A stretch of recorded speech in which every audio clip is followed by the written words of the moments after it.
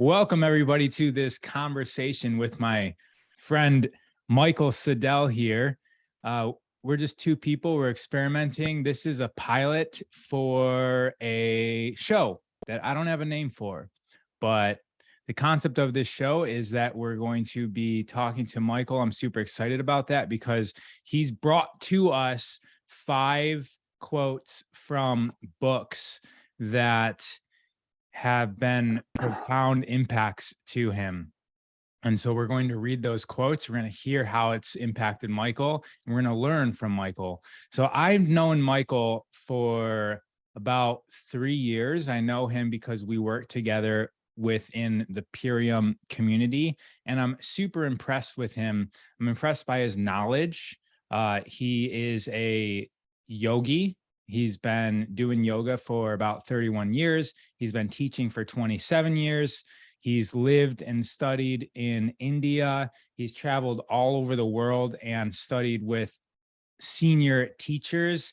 He studied Ashtanga in my store. He studied Iyengar with BKS Iyengar. Is that right, Michael? Yep. Yeah. Yeah. He's an initiated tantrika. I don't know if I even said that right. That's perfect, actually. and he's been studying, but the thing that's most impressive to me about Michael is how well read he is and how he is able to bring up quotes and teachings from book just in conversations that we've been had together. So when I decided to start a show about books, because I love books, Michael was the first person I thought of. So welcome to the show, Michael Siddall. Hey, thank you. The pilot that may or may not see the light of day. So that's interesting. Yeah, listen, thanks very much for inviting me and having me as part of this new endeavor, this new journey that you're exploring, which I think is a really exciting thing. So thanks for having me. I want to get your Instagram handle and everything out of the way right in the beginning, because I've been on so many podcasts and that's like the last thing we go over. Yeah. So where are you at on Instagram? You can find me on Instagram at The Abundant Yogi. And then you have a website? I have a website called healthylifewithmichael.com. Great. Anything else going on? You can phone me anytime you want. Just reach out, send me a DM, and I'd be happy to have any conversation you'd like to have at any point in time. Okay. So if somebody were to meet you on the street and want to know who you were, where would you start with that conversation? I want to give the audience an intro on who you are as a being here on planet Earth. Wow. Well, that's an interesting question. I think that I think people who might meet me the first time might be surprised that I was a full-time yoga teacher for 30 years, right? I'm 6 foot. I'm about 172 pounds, right? So in many ways, I don't fit that quintessential body structure of yogis, right? Which can be very generally shorter and much leaner in that sense. And there are many things that I do in my life that I experience. I ride a Harley. So you get that reaction right away. Like, you're riding a Harley, how can you be a yogi, right? Which is interesting because this is leading in a sense into some of the things we're talking about, the preconceptions that people's minds have, or stories that they have, or beliefs that they have of when they meet someone, right? Yeah, so I've been around for a while, right? Like, I'm 66, so I've had the privilege of living on this, or in this experience, for a period of time, and most people are sort of surprised at my age. I don't know. I mean, I don't know. I met you the first time. What do you think? So you're a hockey player also. Yeah. An ex-hockey player. Yep. And you also had a successful career in the corporate world. Advertising, and then you found yourself into yoga. Are those the main chapters of your life?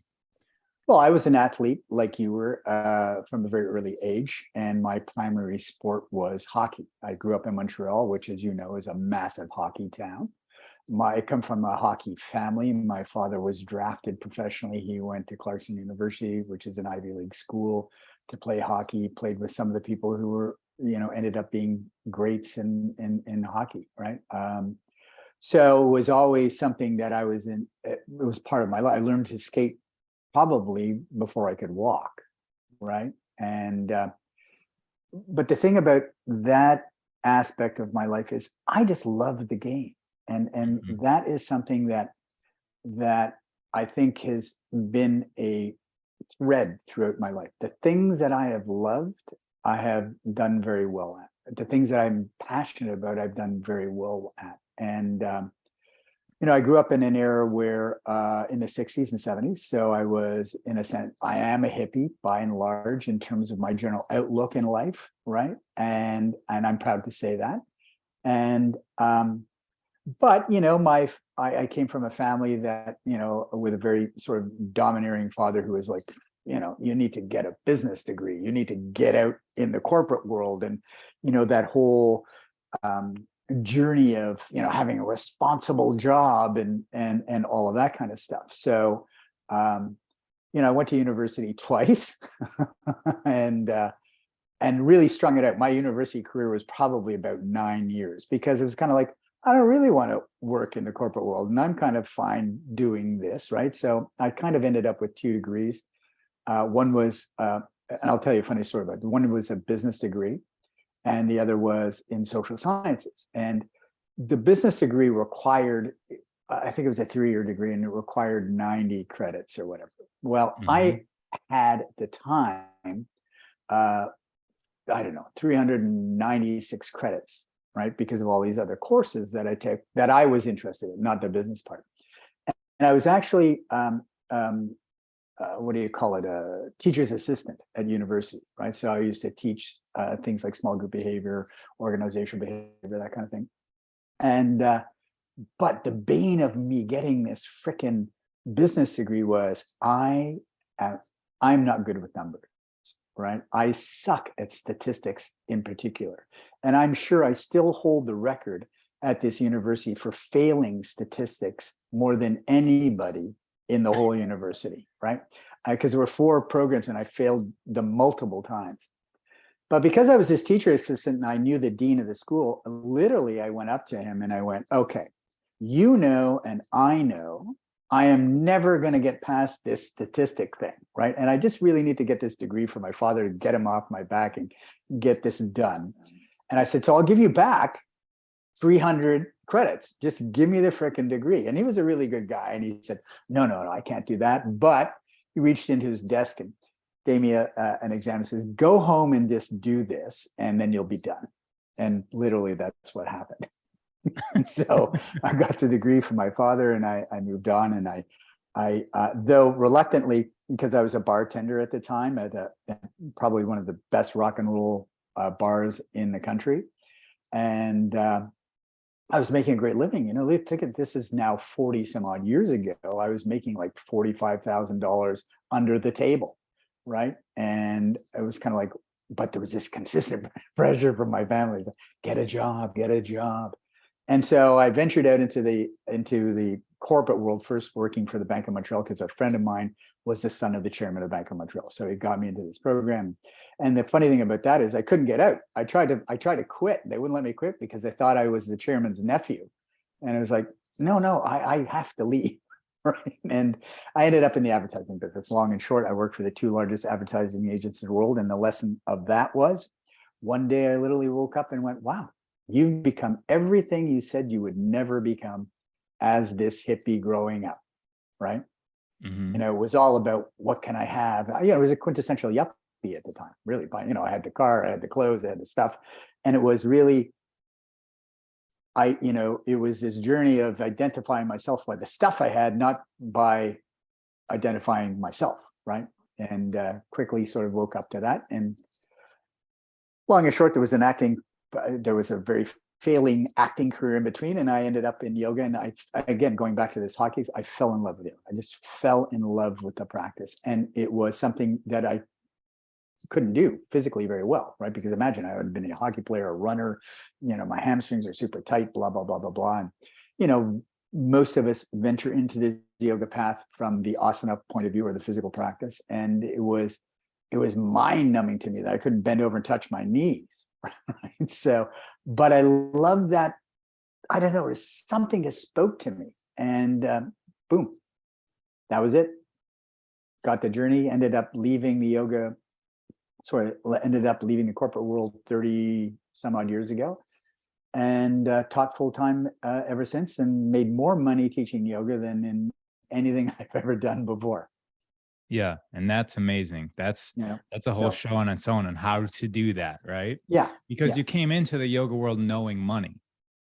Well, yeah, I'm an unusual yogi in that sense, right? Like, I mean, a lot of yogis don't have this whole business background, right? And so it came in handy because there's a distinct disconnect. The practice of yoga and the practice of business aren't two things that marry particularly well, right? So you have to learn how to navigate that aspect of stuff. But as I said, the big lesson was, if you're really passionate about something and you really love it, you will make money. And my uncle told me that, decades ago. If you love what you do, you will make money.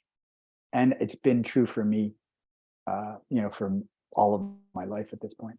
I found that to be true too. Yeah. Okay, so you brought to us 5 books. Yeah, that was an interesting thing. Pick 5 books. Like, wow. It's like, okay. Yeah, I did. I brought 5 books to this discussion. Okay, so but I thought I would start with a definition of yoga. I thought I'd just throw that out there. Okay. Because there's a lot of definitions. So, I mean, the definition I'm going to use is yoga is the study or journey of discovering our true nature. And the reason I love that as a definition, it begs the question, what's our true nature?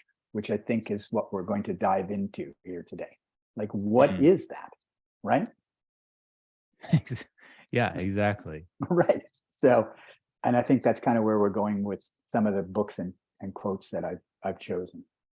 So let's go over the books, and then we'll go over. So what do we got first?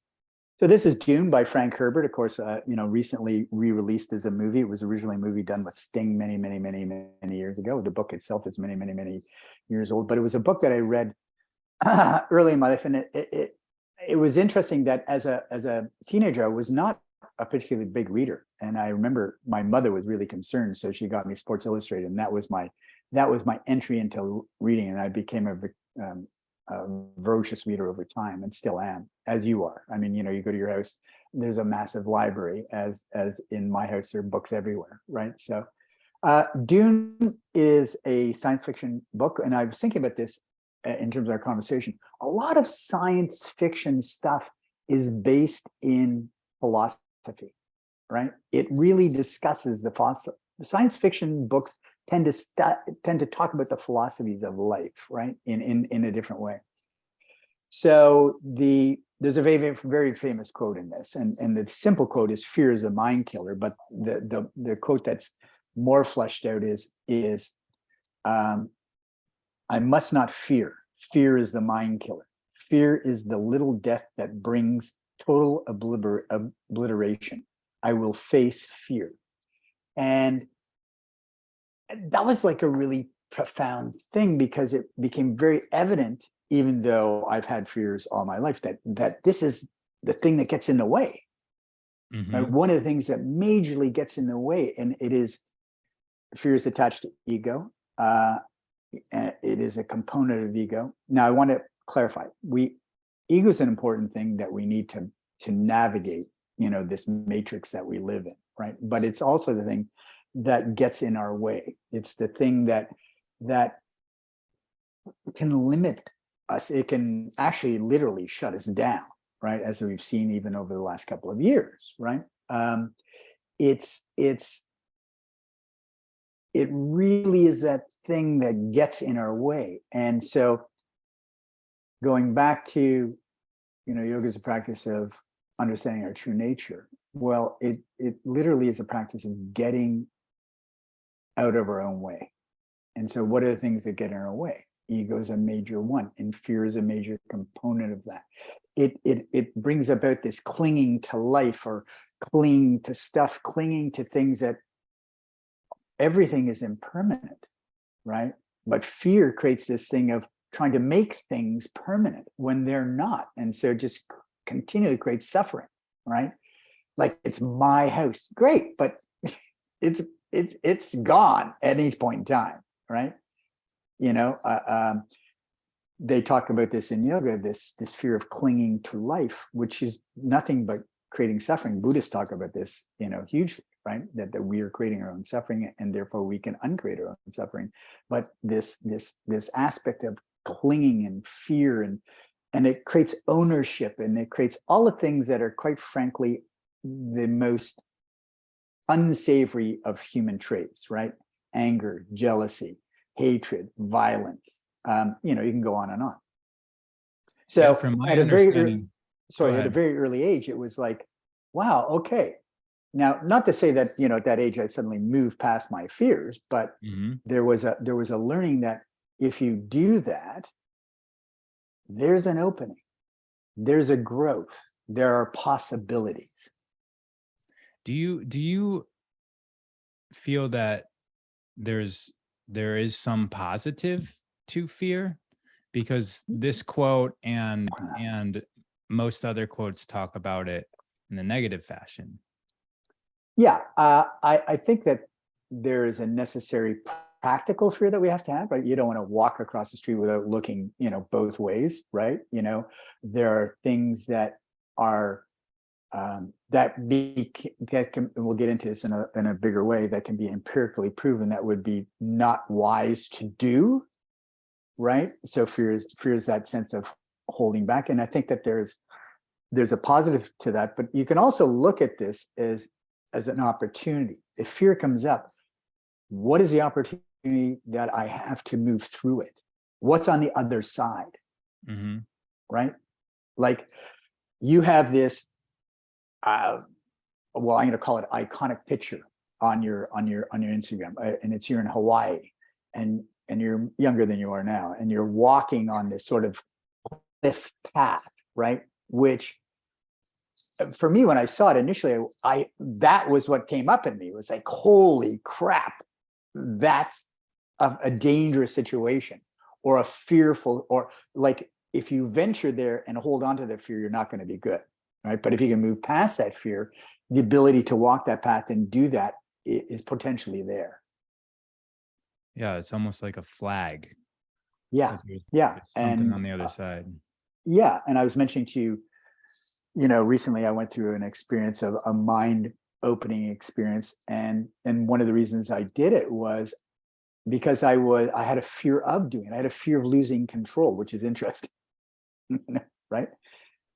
I was just going to ask you for an example of, like, is that something that you do? If you fear something, does that highlight maybe this is a choice that you should move into? Yeah, I mean, like that's what you're saying. Think even at an early age in terms of athletics, right? Even, let's take hockey.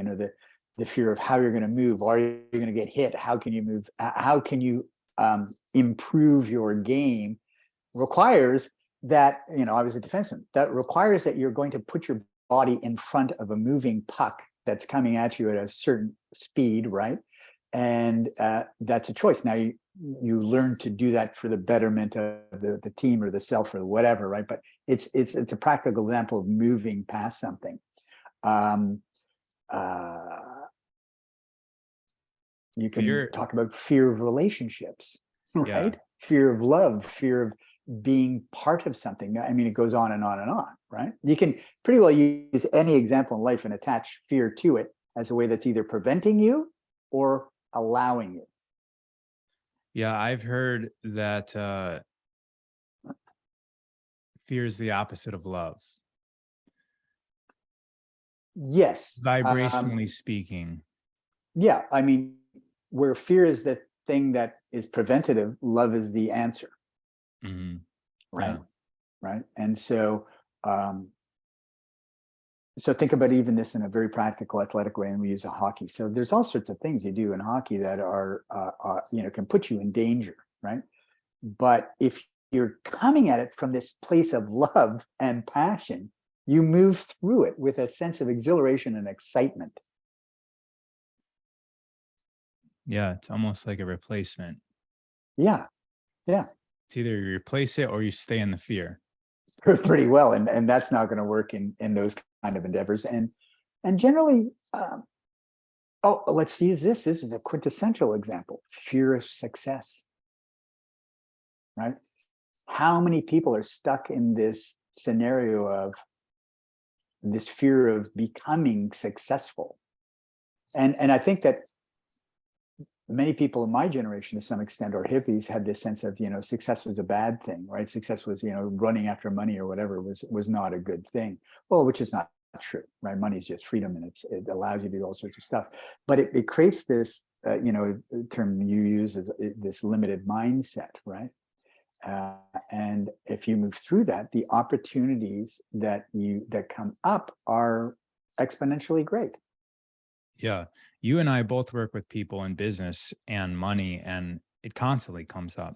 People, they hit their limit of what they Mhm. think is possible for them. And then there's a Mhm. fear of wanting Uh, to know more, learn more, earn more.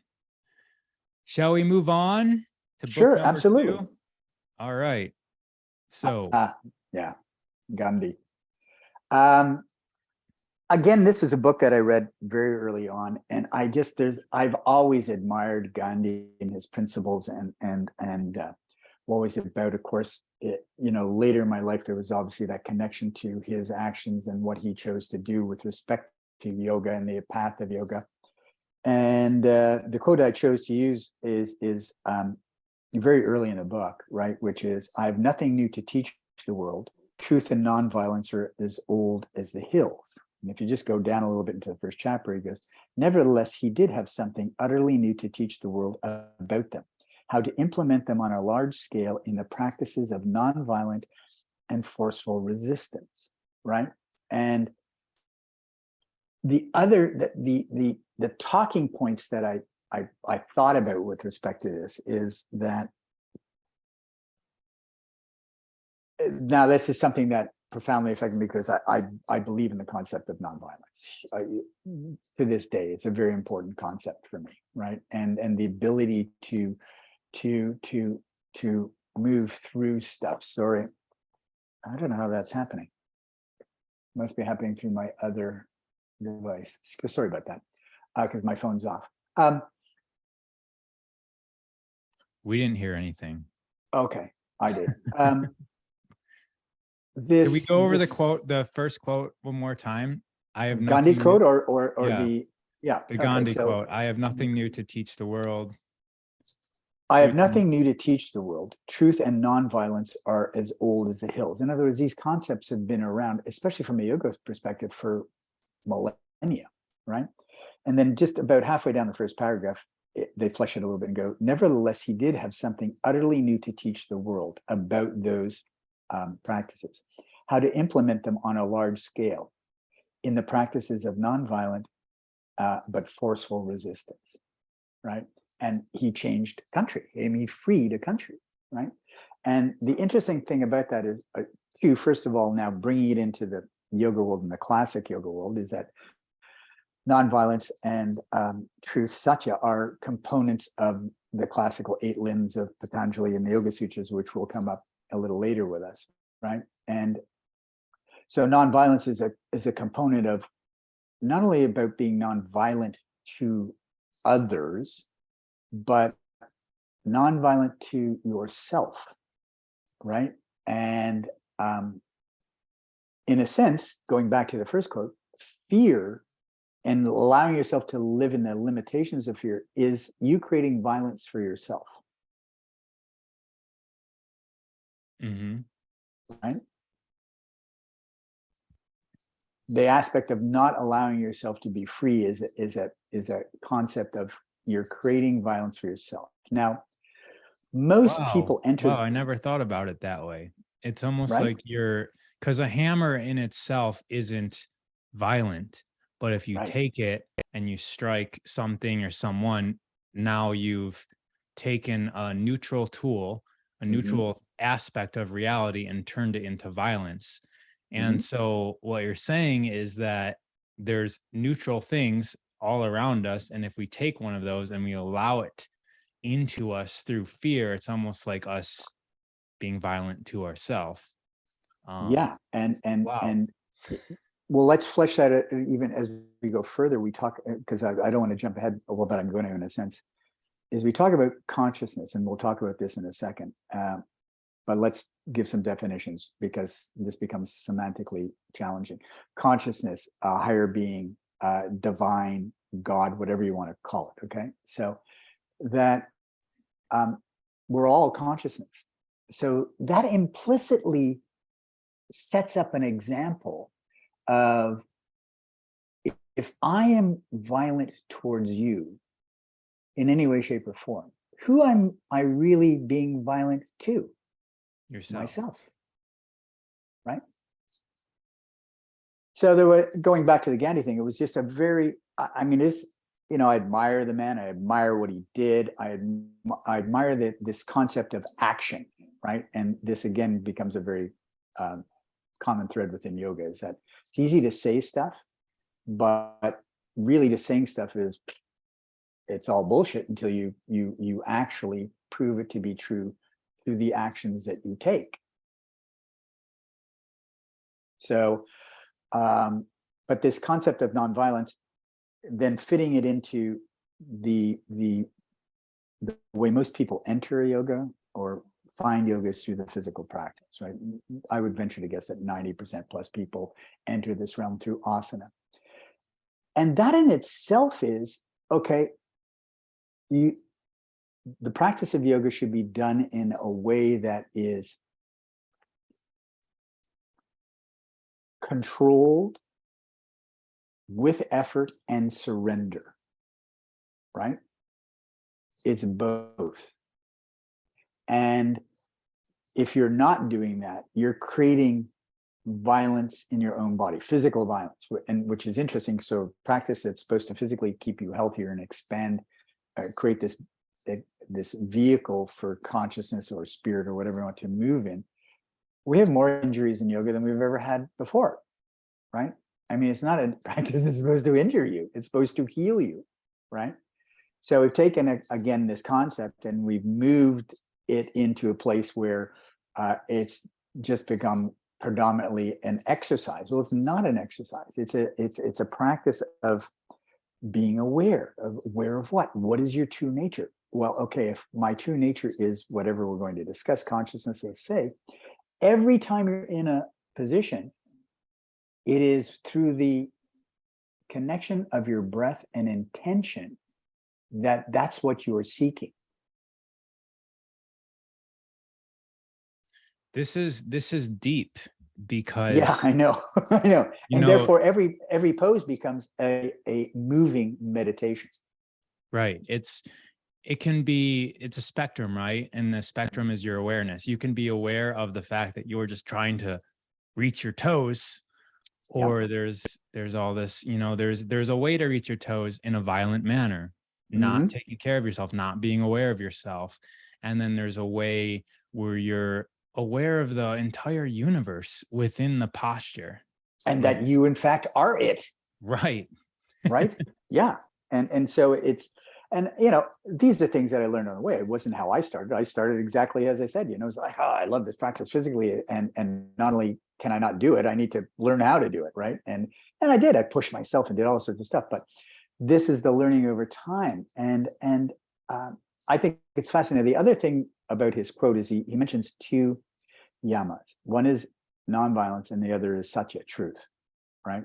And there's a reason that ahimsa is first and satya is second, is that it's implicit that there has to be nonviolence in truth,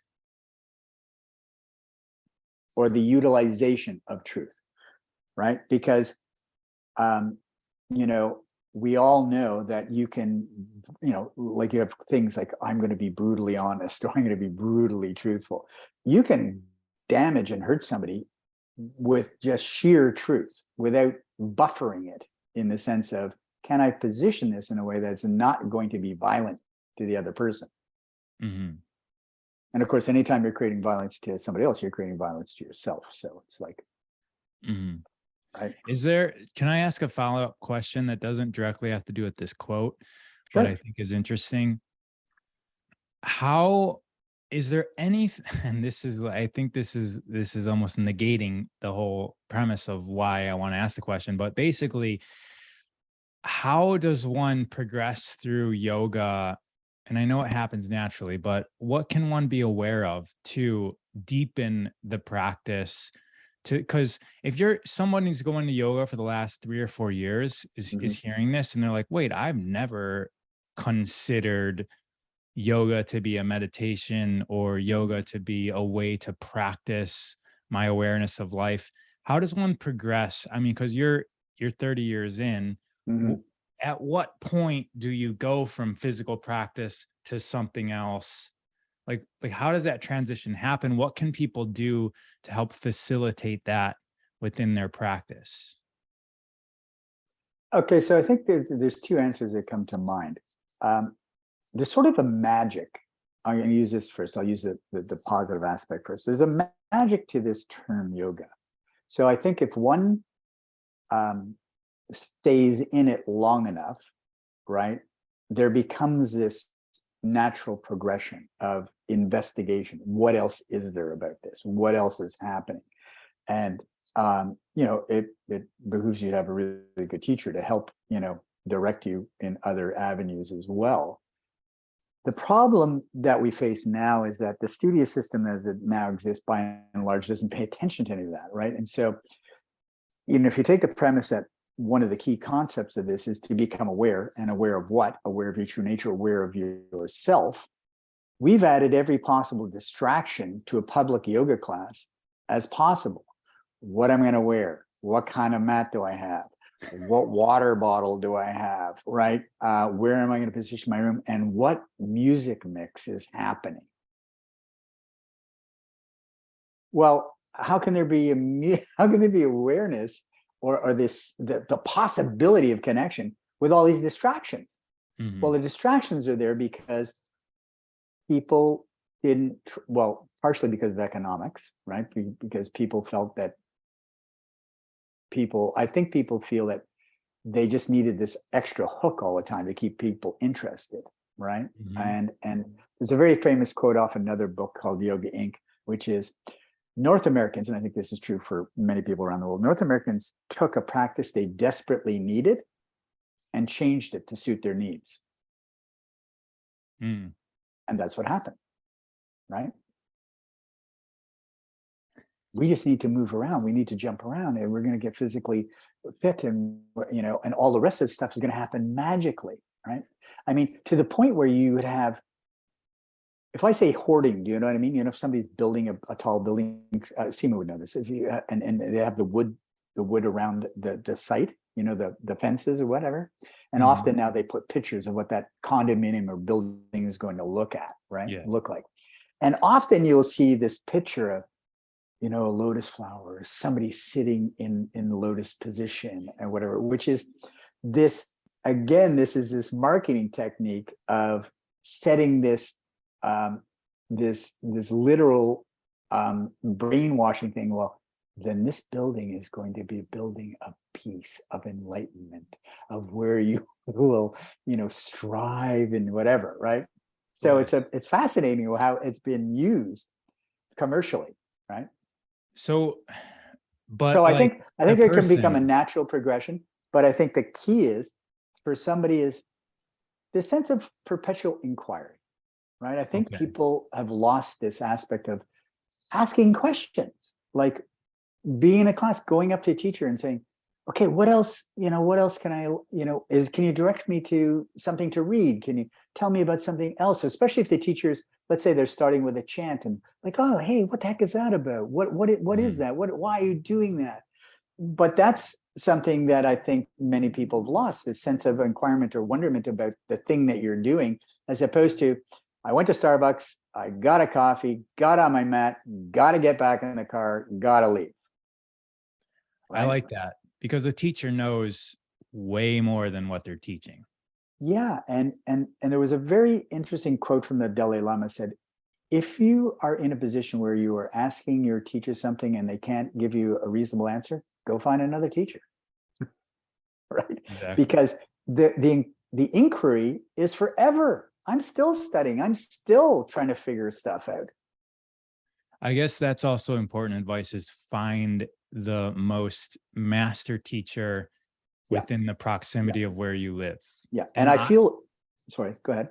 I was going to say, I love yoga, and I've moved plenty of times in the last few years. And what I do is I find the best yoga teacher, and almost didn't matter like what type of yoga it was.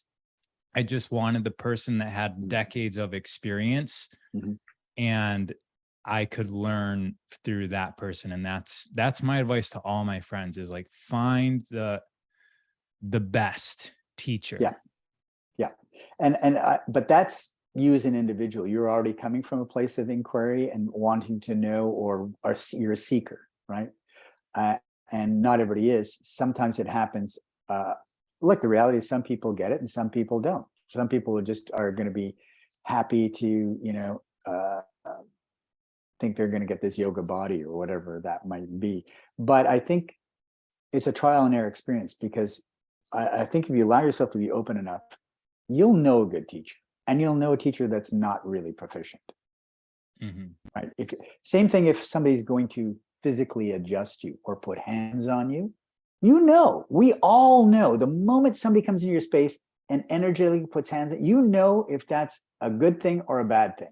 And the problem is students acquiesce and go, well, they're the teacher. Well, no, if it doesn't feel right, tell them politely, right? But definitely always tell them.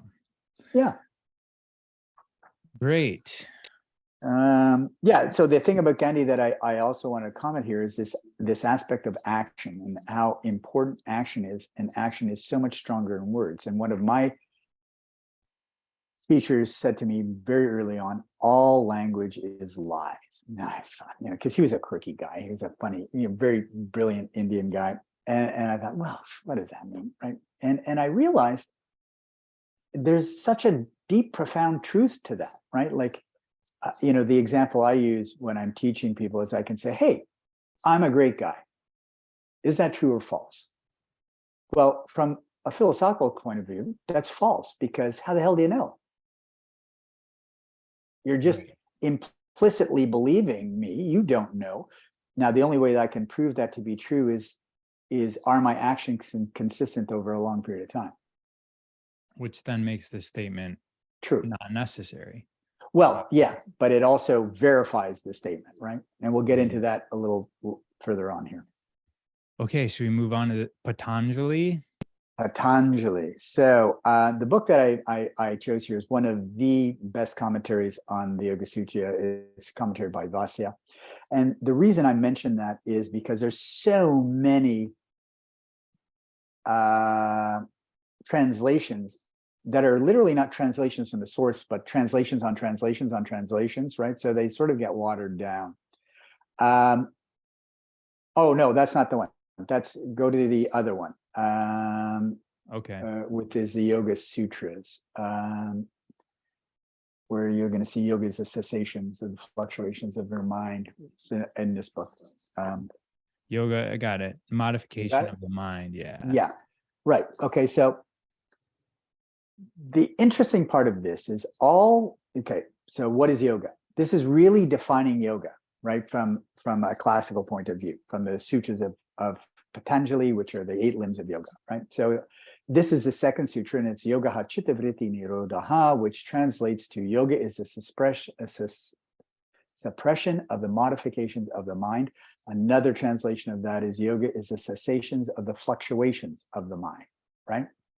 So we go back to my first thing, yoga is this practice of standing in your true nature. What is your true nature? Well, one of the things that gets in the way of you discovering your true nature is all the stuff that's going on in your mind.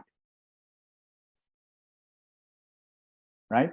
And so Indian philosophy books are very interesting. It's been my experience so far, is that they give you the answer right away, right? They give you the answer of it right away. And then the rest is explaining what gets in the way, how it can overcome what gets in the way, yada, yada. But they're literally giving you the answer right off the bat. In one sentence. Yeah. Basically. Well, that's the essence behind a sutra is it's a very terse, direct thing that could be memorized, right? And then it's fleshed out. The explanation of that, by the way, in this book is 10 pages long. I know.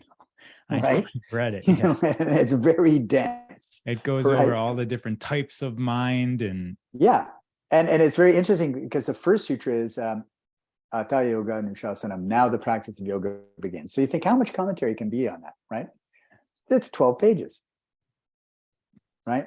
But the thing about what is not initially, but became very evident for me over time was that this practice is not about the physicality, although this is a component of the practice, as breath is a component of the practice, as withdrawal of the senses in terms of classical practice is, and of meditation. This is a book on meditation, right? So what is the thing that gets in the way? Ourself, or our perceived self, our ego, our identification, right? And think about this moment of becoming detached from the truth of our true nature happens immediately as soon as we're given a name, right? Because then there becomes this identification of, who are you? Well, I'm Michael.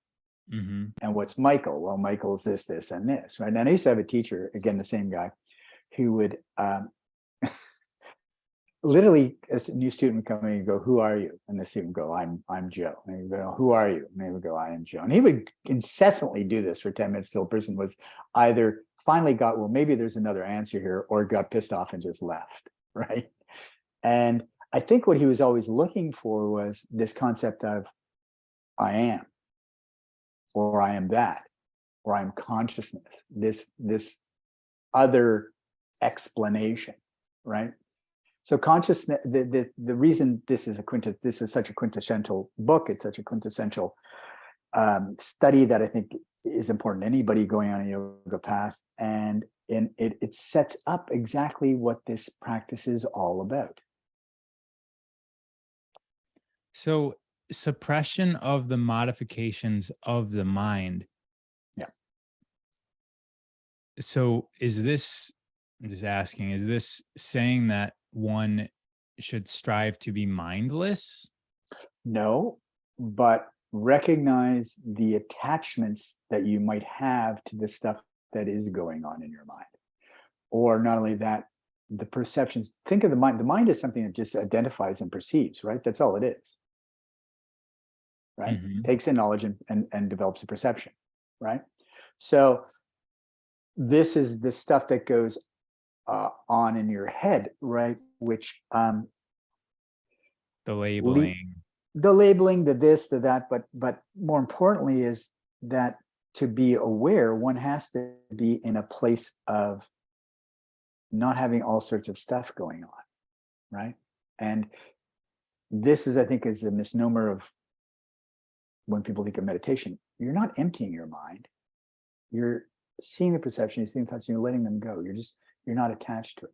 And if you do this over a long period of time, there becomes a stillness, there becomes a quietness, there becomes an opportunity of this merging of that true self, of you recognizing that you are something greater than you think you are. So it's you actually you are focused on what's happening, but you're letting it pass by. What is it like clouds in the wind? Yeah, you're watching the clouds. You can't stop your mind, right? The only way to stop your mind is to literally end your life. A lot of people ask me questions about that, about the the mind chatter, the negative self-talk. It could be positive self-talk. It's just talk though, right? So yeah, it's not about whether it's negative or positive, because it's all the same thing, It's right? the distraction. Yeah. Interesting. I like that. Anything else to say But about it's this not one? that talk is going to disappear. It's how can I over time, and this is the thing, it's a practice of over time. It doesn't happen naturally. There's a practice of over time through my meditation, breath practice, or whatever, of being able to be still and become more acutely aware of what I really am. And what I am is not Michael. It's something bigger. Because that, let's call it a thing, even though Yeah.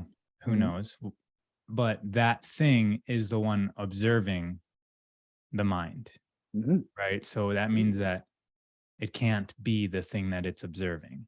Right. Right. So It's like, who's behind the curtain. Yes. Right. But that's like the Wizard of Oz, but there is no curtain. That's the thing, right? There is none.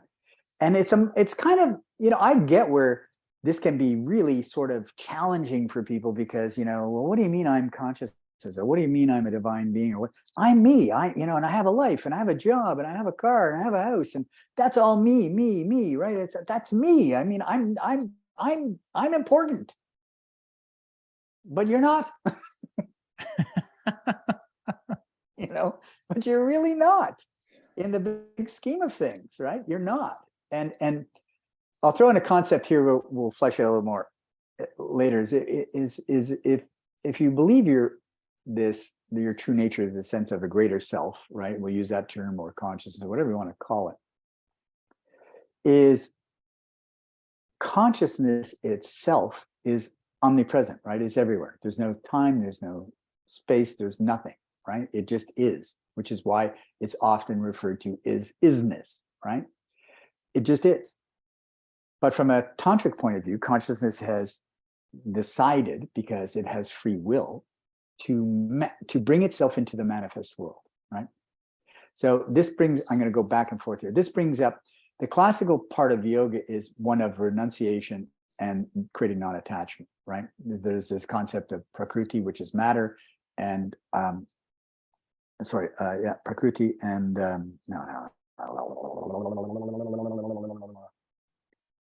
Purusha and Prakriti. Purusha being this principle of spirit, and Prakriti, that of which is matter.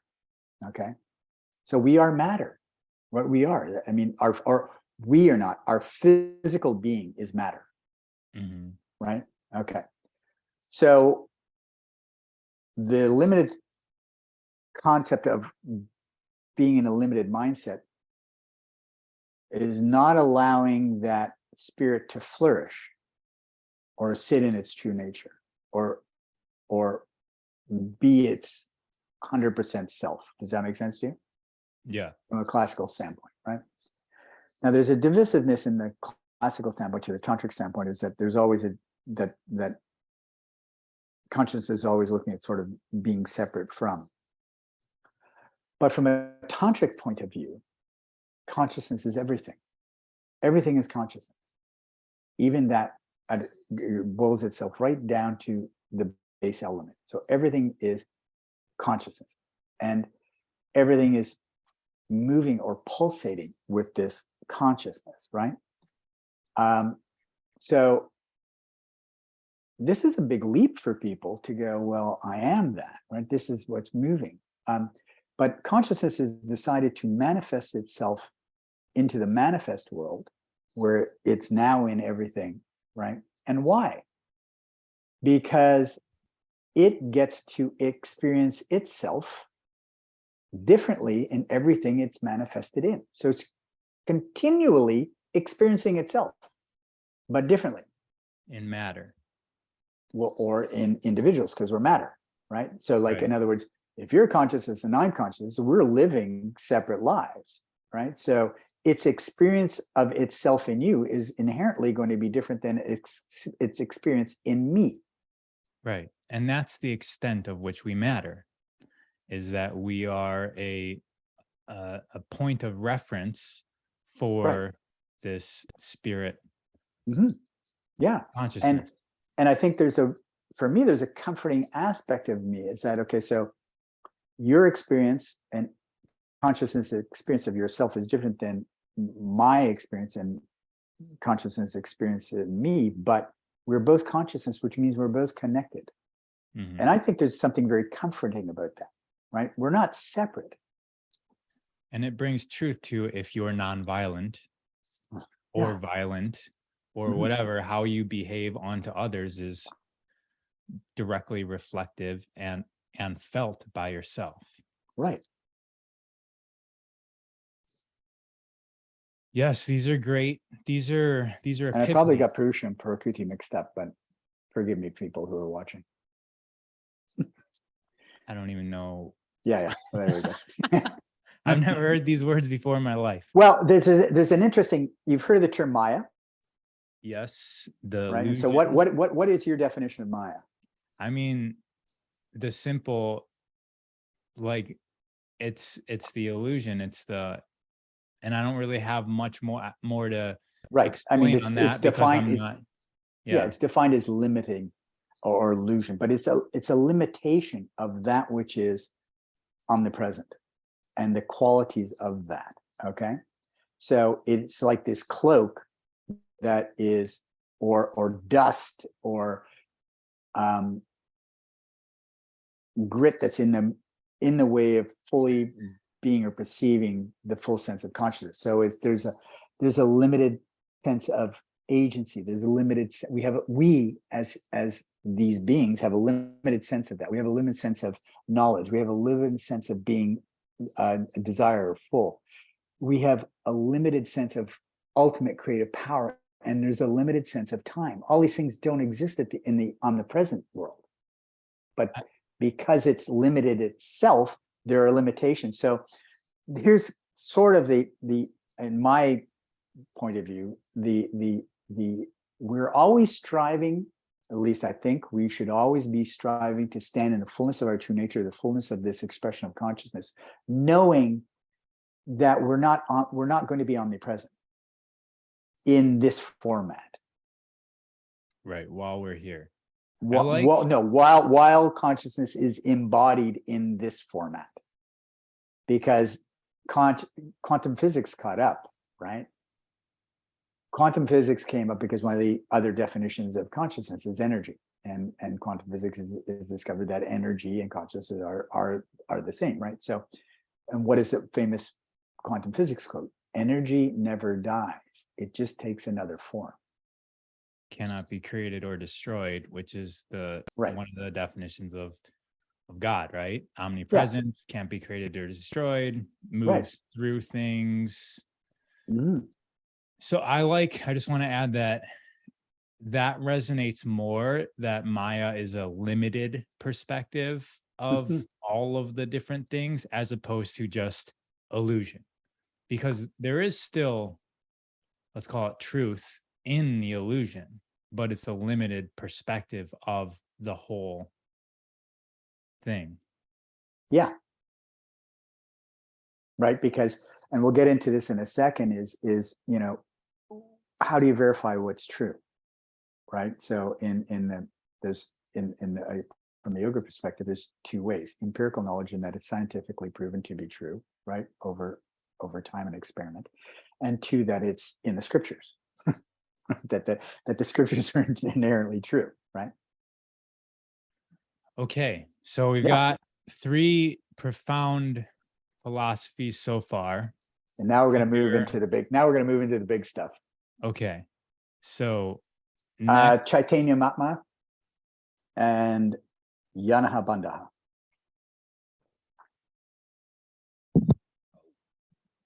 so So what's now we're the, moving into tantric texts, right? So one it's sec. going to be this one here. Yeah, go ahead and Okay, so these are the Shiva Sutras, which is a customary Shaivite tantric text. And again, the first sutra gives you the answer, which is Chaitanya Maya. Consciousness is the self. That is to say, the great unbounded consciousness, which is absolutely and completely free in all knowledge, all action, is the true self. The essential nature of what is. Consciousness is the self. Now, so then if you're asking yourself the question, which is in the second paragraph, what is self? This sutra conveys the teaching that the nature of self is consciousness alone and nothing else, right?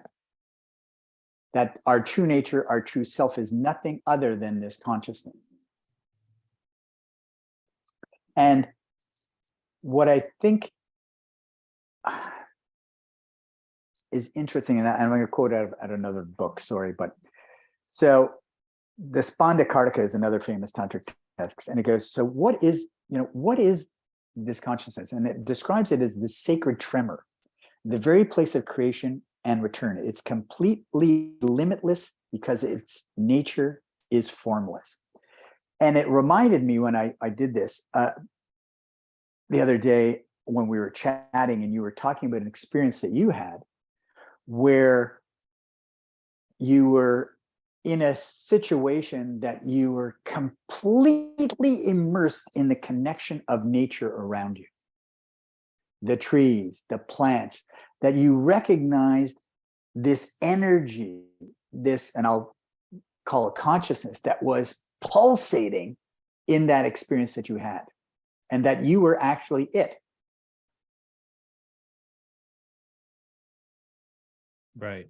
That was the self. That was the nature Yes, that's what in fact you are. And what I love about the sacred tremor scenario is I think there can be a tangible awareness of this. Okay, so breath is the physical manifestation of consciousness, right?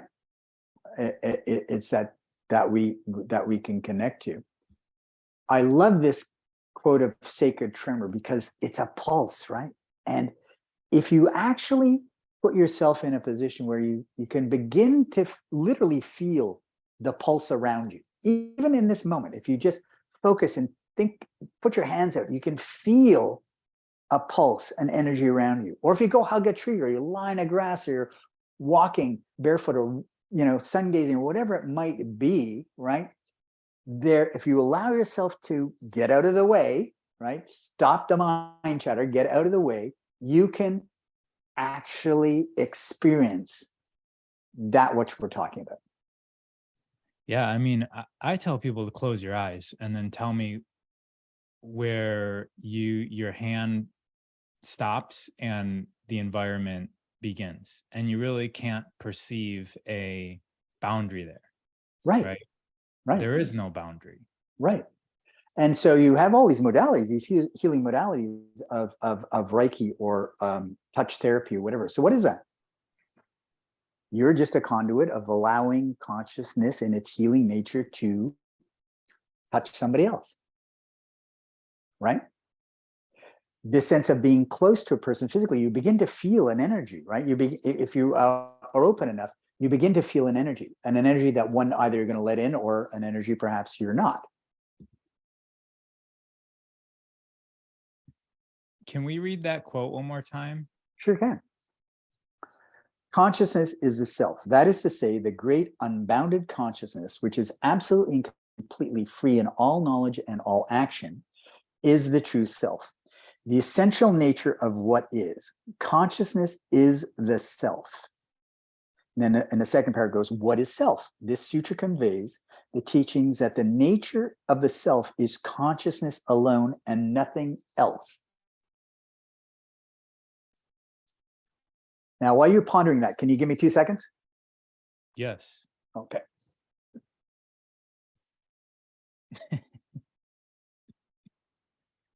We've gone. Okay, what else does this say?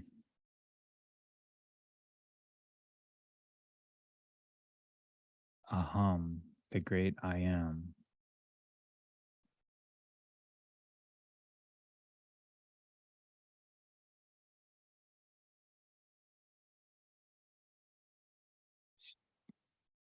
Shiva is as the totality of consciousness, the domain of freedom, bliss, and perfection.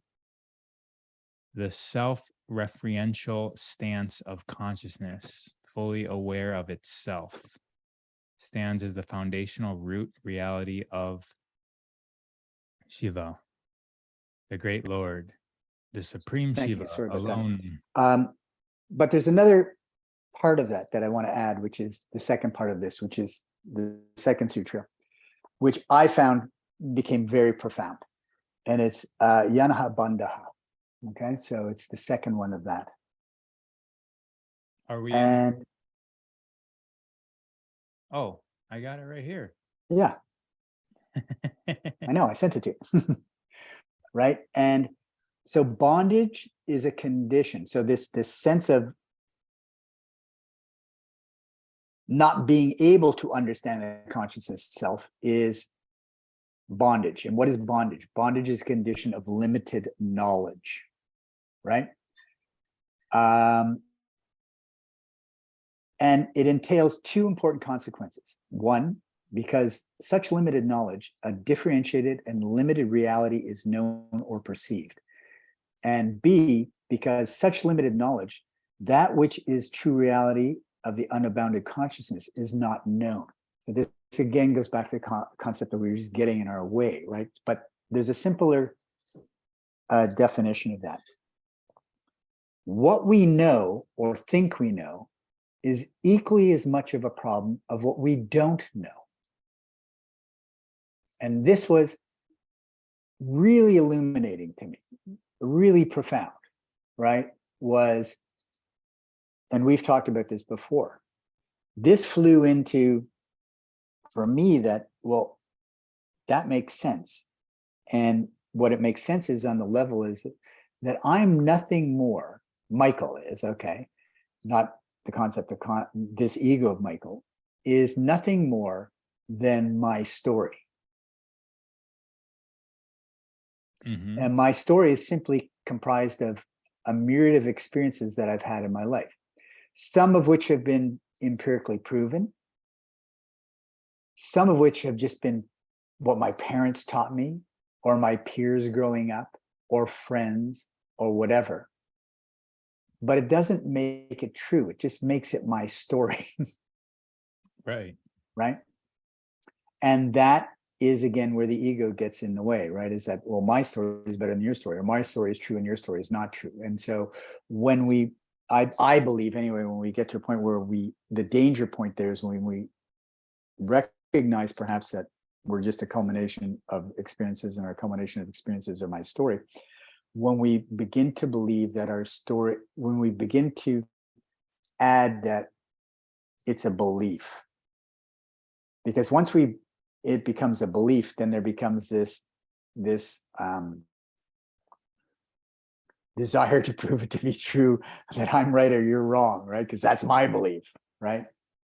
And that, in a way, again, goes back to the whole thing. So goes back to the beginning? What is the thing that gets in the way? Well, it's me protecting me, right? It's my belief protects me, because I'm right and this is my position, and therefore, you're wrong and I'm right, right? Where really it's just, since we all have different stories, and it's an understanding. I think the way out is an understanding. We all have these stories, and can you have a dialogue about these experiences that understanding underlying that is that we're all connected. We're all the same, right? Our experiences just happen to be different. That doesn't make them to be true, and it doesn't make them to be right.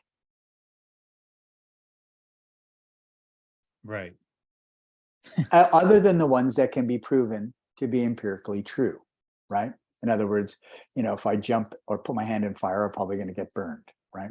Now, there's an interesting concept to that, because there are beings and there are people who can do that and not be burned. Yes. Right. So what is that? Well, to me, that is that overpowering connection to consciousness where that's not going to happen. Right. Or that and I believe this to be true, we're living amongst beings, I'm going to say human beings, that have been around for thousands of years and are still living. Yeah. They've allowed themselves to be in this flow, or whatever you want to call it, right? Mm-hmm. Yeah. And I there's, think that's super cool. right. I mean, our perspective of what we get taught in school is very limited of what's Mhm. possible from the human being. Mhm. I mean, there's documentation of things that that shouldn't really exist. Right.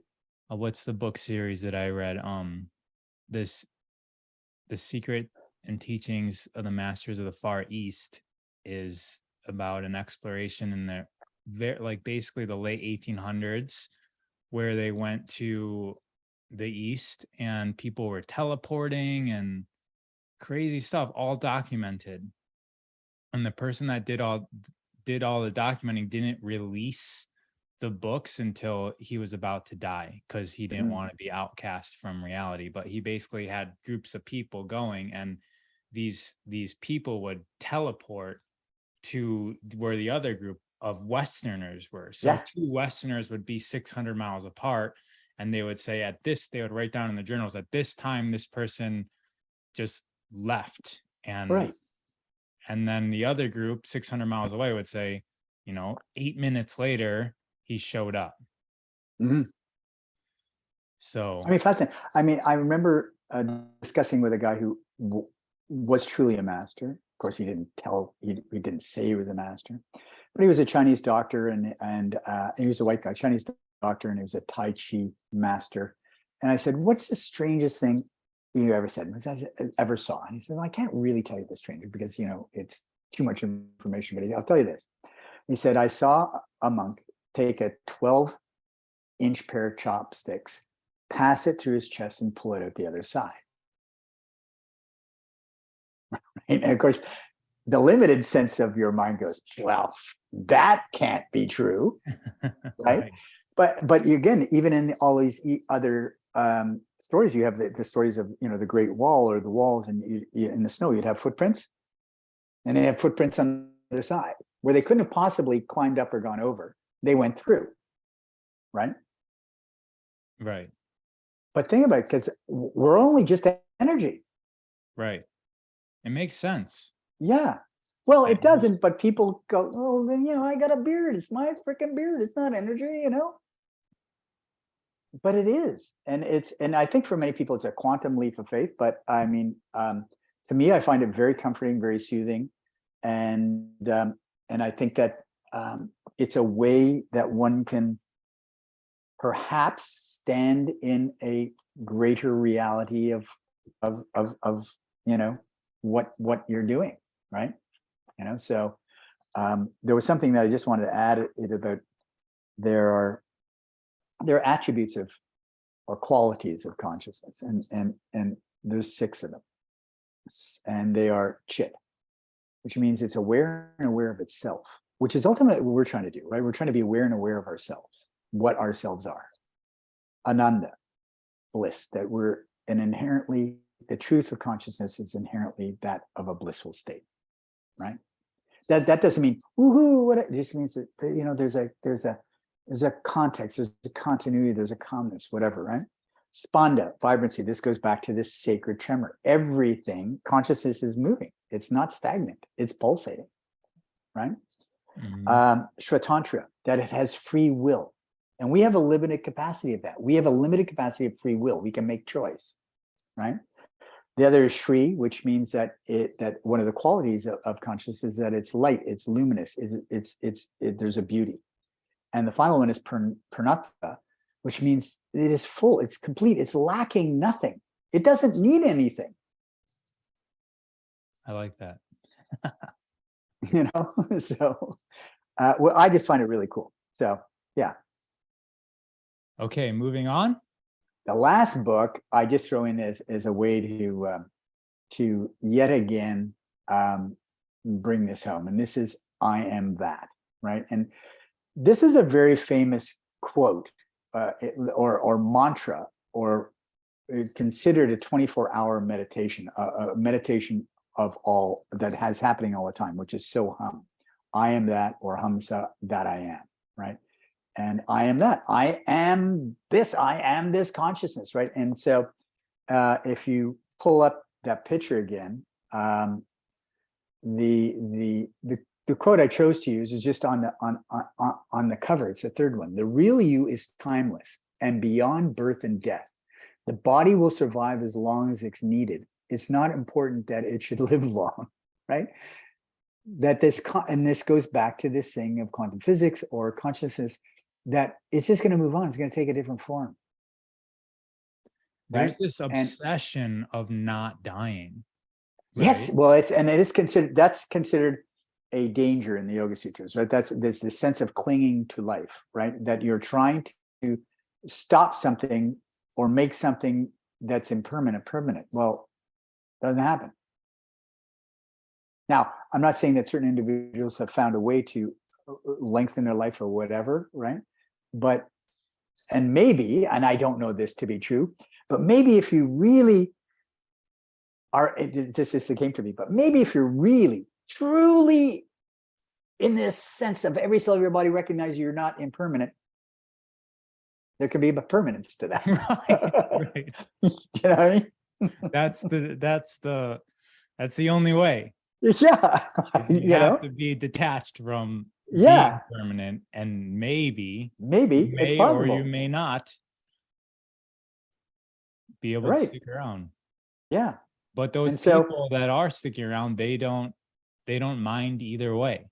They don't care. They know that they don't care, right? Krishnamacharya, who's a very famous yoga teacher in terms of modern day yoga, I think he died when he was 101 or 2 or something like that. Literally went out to his front lawn, sat down in either lotus or cross-legged position, and chose to die. It was just it was time for him to move on. And not him, but him and whatever. He knew it was time for this experience to move to another experience. And there's a theory that all of these experiences are still out there, right? This experience of whoever we've known who've passed, that their experience is just out there, that it never goes away, right? And it can be downloaded. Access. Yeah. And so, you know, I think I'm that book is a really interesting book because it's a dense book and it's an interview book. Yes, he has a student interviewing him, which is basically, you know, hundreds and hundreds of pages of students asking the same questions in a sense of, but from a point of view of I. And he's going, well, you're not I. You're this, right? You're that.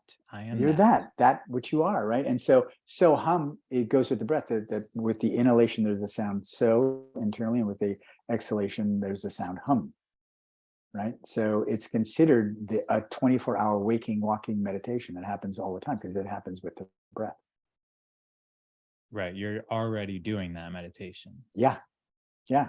And where I said that breath was a physical manifestation of consciousness, we know that, very simple equation, no breath, no life, as we know it, right? Mm-hmm. So when that breath ceases, this consciousness has moved on. Right. Right. The form is still there, although it may be in a place where it's not as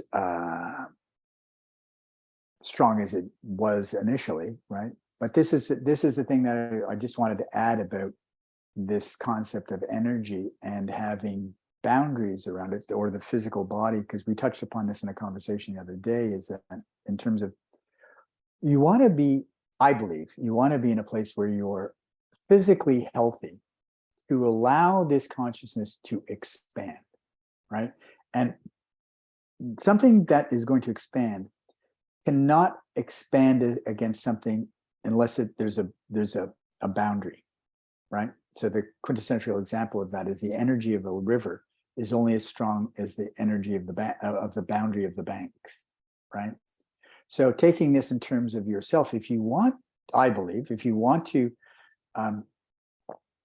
allow yourself the opportunity to investigate this these things we've been talking about in terms of spirit and consciousness and allowing that to expand, you need to take care of this physical container that it's in. And the more you can take care of that physical container, which goes back to the thing of asana, right? Asana was simply meant to structure a body in a way that you could sit still uninterrupted for a long period of time, right? But if you can take care of this physical housing, you have I believe you have an opportunity to allow these concepts that we've been talking to expand. And the interesting thing about boundaries is as you expand into a boundary, the boundaries become more expandable. In other words, they move out. Mhm. Right? And that's a sense of growth. So are you referring to your body or what we perceive as ourself Yes. as the boundary? Yeah, it is, right? Right. Like there was an example, a teacher would tell me, like, you want to feel the energy in your body in asana, moving from the center or the core to the very tips of your fingers and then coming back. It's not that you're sending it out there. Right. Right. It's and what happens is the stronger you get and the more stronger that boundary becomes, the more that energy can move and pulse. The stronger that experience can be. This is the experience ultimately in your asana practice, right? Where there's this pulse of I'm moving from within me out and back in, and within me and back out, and within and within, and that itself is an expression of consciousness. I experienced that in the Kriyas. Yeah, I haven't. I think that how you just laid that out of holding a posture mm-hmm. and bringing the energy out and in and pulsing that Mm-hmm.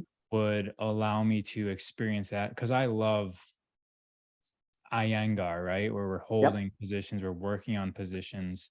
And I guess I don't really feel the same energy as I do when I'm in a Kriya where there's lots of movement and breath, and that energy is just, it's being built and it's just like you're consumed in this field of energy. But I think the way you just described that can allow me to create that within some of the just subtler You can do it in every postures. single pose, but let me give you an example that is very simple for you to practice. Let's take warrior two, right? Okay. Because you're in warrior two. So from this place of being in warrior two, feel with the breath, okay? There is this dance with the breath, that from the very periphery of your body, now everything is a periphery, right? So the fingertips, whatever your feet, when your crown of your head, from the periphery of your body, you're drawing an energy into the core, okay? Into the center. And from that center, you're allowing that energy to move back to the periphery and not beyond. And then draw it in and expand it out, and draw it in and expand it out, right? Right. So there is a movement of energy even within stillness. There has to be, because consciousness is moving. It's spanda. It's not still. That's what spirit actually means, breath. And to inspire is to breathe in. Mm-hmm. So it makes sense. Yeah, but see, but then conversely, think of what are you doing most of the time in warrior two? Probably not that. Right. You're looking at your hand and you're saying, like, is it high enough? Right. What way is my head supposed to be going? Yeah. Yeah. Yeah. Yeah. And this is the thing my about knee in the right place, and what's my hip doing? Right. Right. And this is the interesting thing about the educational part of all of this, is that you need the technique, you need the understanding, but it gets in your way because it prevents you from being in the moment, because you're thinking of all this technique, right? Are my toes separated? Am I standing in the four corners of my feet? Are my muscles, all of this stuff. It's important as part of the journey. As studying the scriptures or reading and whatever is important part of the journey, but ultimate freedom of all of this is letting and throwing it all away and just being. So that's the difference. because the reason why I'm attracted to Kriyas is because I can feel this energy, but it's because we're doing simple things, like making arms go wide and back in, arms wide, back in. And there's no like focus on how I'm doing that. It's just, well, there is an extent, because there is still a thing. I got to draw my hands. I got to but draw my once arms it's that's very easy to sort of get over and not focus on. Right. And whereas then all these postures, I've played hockey my entire life, so I'm not able to just land in them. There's this constant like 20, I'm always trying to think of 20 things, and I've never just stopped thinking about it, because I'm, you know, I view myself as proficient, and I'm always trying to do it right. But but there is no right. I'm grasping that in right one now. way, right? I'm grasping that. Yeah. That's amazing. There's technique, but I would say that, okay, so you're even the Kriyas, right? So there's still a component of breath, right? You know, if let's say you're bringing your arms in, there's an inhalation, you bring your arms out. There's a coordination of that, right? And that is just you simply, that's spanda, that's that pulsation, that is that sacred tremor, that is that movement, right? So the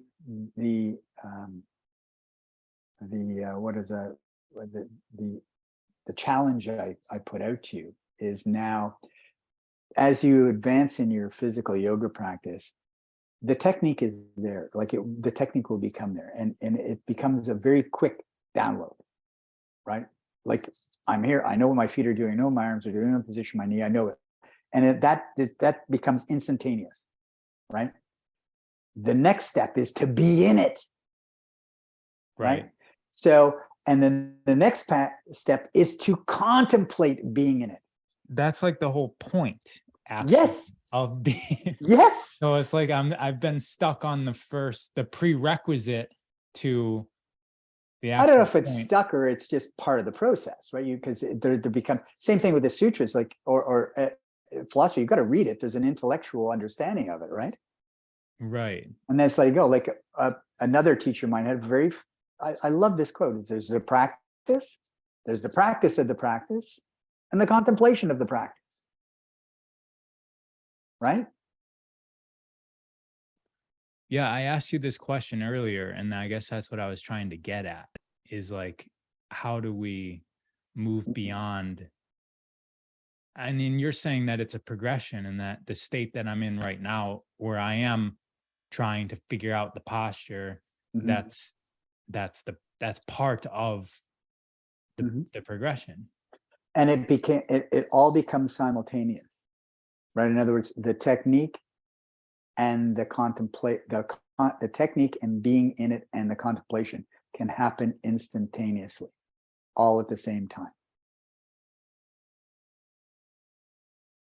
Yes, you don't lose. Right? Because let's say triangle pose, right? Okay, so you know your feet are, wide apart, you're in a heel to arch stance, you're standing in the four corners of your feet, knowing again, this concept of drawing in, you're drawing your feet in to energize your legs, you're separating your toes, which is an isometric action of having your muscles engaged. You're rooting down to your pelvis, you're extending up and you're extending out to your arms, that your gaze is over whatever hand, right? And that your torso is straight up and down. You're not leaning one side or the other, straight up and down. How long did that take to say? A long time. No, that took about 15 seconds. Okay. Right? Well, that's as long as you're usually in the posture when the teacher's come on. So and you're like, okay, move on to the next posture. Yeah, well, okay, but you have an opportunity to that, and this is the practice of the practice, is that all of that information becomes distilled, it becomes so part of you. Like, think of your hockey career, right? You never thought as you moved on that, what's my stride doing, whatever, you just did it. It became part of you, right? Same thing. This will become part of you. But the next step is to be in it and move in it and contemplate that aspect of being there. That's the fun part. Yes. This is going to transform. This is going to be a good addition. Yeah. That's it. But it is, in my mind, it's the real fun part of this, right? Then what is the experience you have after the contemplation? What is the takeaway? What is this? What is that? Right? How does it affect the rest of your day-to-day living, and so forth and so on? How do you choose to interact with others? Yeah, that stuff is almost beyond words. Mhm. In my Yeah. perspective. But this is a practice of energy. It's moving that energy, that consciousness within you. Okay, It's so subtle, man. It's so subtle. any final words? You know, in a Let's simple do it. layman, Let's you can finish what you're going to say right now, but if people are still listening, they're interested in yoga. So some final words to people that, most people don't have the experience that you have. So just you're talking to your younger self. Get out there and find a class, do your research, try to plug into your intuition to some extent, and go, is this for you or is it not for you? And some of that's going to be trial and error, right? Some things you're going to like, some things you're not. But ask questions, go beyond, inquire, set yourself up as a place of inquiry. Ask, like all this stuff on philosophy in my first Iyengar teacher training program, they never taught. I had to go out and learn. I had to go out and seek it. Right? And I think that be the seeker. Be the seeker, I think. All right. So we'll end it there then. Okay. Michael Siddall. Just a guy moving along the path. All right. I appreciate you so much for being on here. It was great. I hope that perhaps this goes live. Who knows? But I wish you all sorts of success in this new endeavor. All right. Thank you. All right.